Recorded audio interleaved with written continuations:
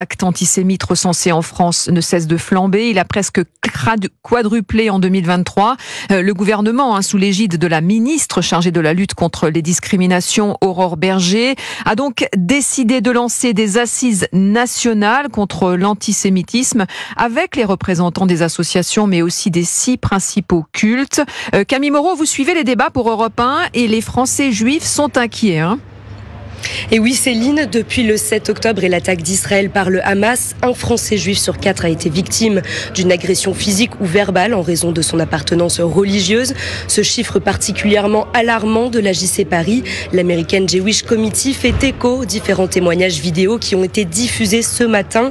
Parmi eux, une jeune femme qui s'est faite agresser dans la rue. « Sale juive, je vais niquer ta race », lui a-t-on crié.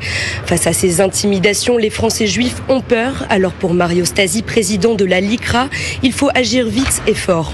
J'ai proposé, moi, que l'on ait une évolution législative et qu'on fasse du délinquant raciste et antisémite un délinquant de droit commun et non pas un délinquant d'exception qui est protégé par des dispositions de la loi pénale. Et puis j'ai aussi souhaité vraiment que l'on fasse, vu l'urgence de cette lutte contre l'antisémitisme, une grande cause nationale. Il y a urgence, s'il vous plaît, des paroles aux actes.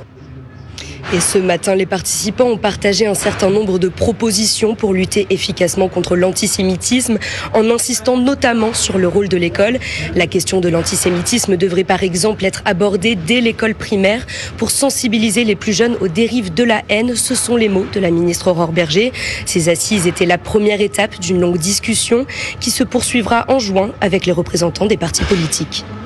Camille Moreau pour Europe 1.